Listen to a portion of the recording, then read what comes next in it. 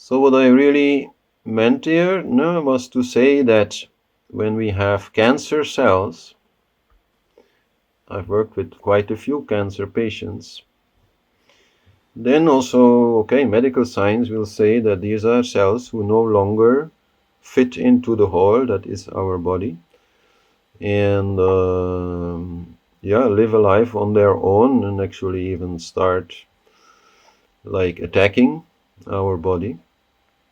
It depends a little bit on the type of cancer. And then within healing,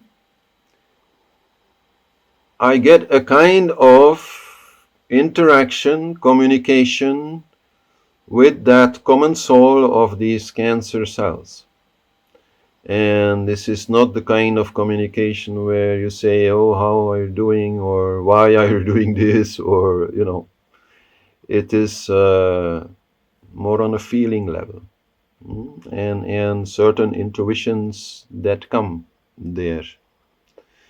And then, yes, somehow the message I get, but as I explained, it is not such a clear message in words, but it's a clear message to me in feeling that these cells have distanced themselves not only, let's say, from the other cells of our body, but also very clearly from that entity which they perceive as being the ruler of the body, whether you call him king or god, doesn't matter. But so that there is a kind of, a resistance. And part of the healing process definitely is to reduce that resistance. And it depends, whether that works or not. Like, cancer is really hard to treat, especially when it's in an advanced stage. But even in an earlier stage, often what we do is only going to slow down the process, which basically means that at least we have convinced the other cells not to join that like group of dissatisfied cells. This is my experience, but this is not a rational thing. But then somehow even we can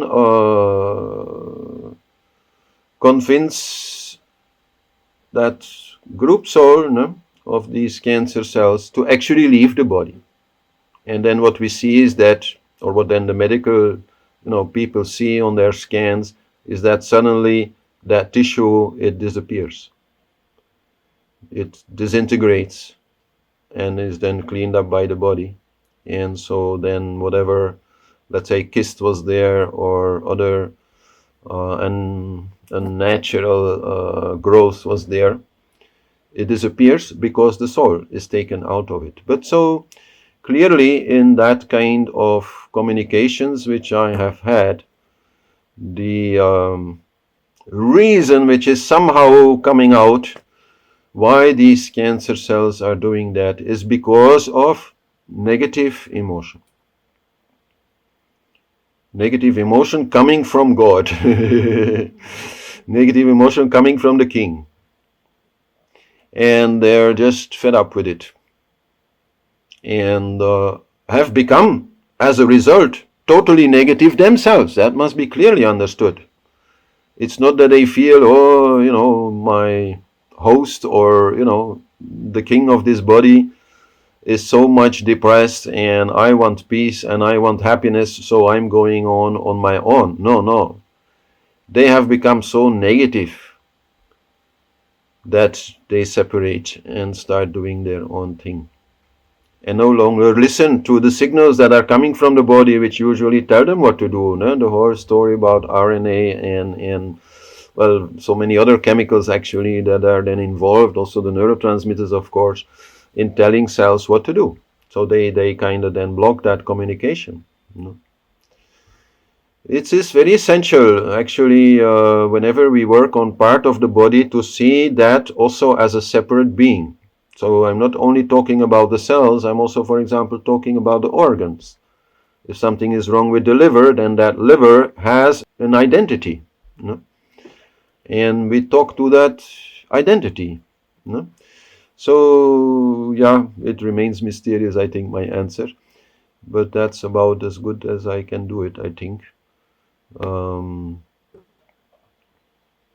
the main lesson, of course, is do not marry any negative emotion. You can have a little affair with it. That's all right. That's natural. But don't, stay with it. Because that at some point the body will no longer take it. It goes very much against nature. And these cells, they are not conscious beings with brains like us who have all kinds of ideas. They respond in quite an instinctive way.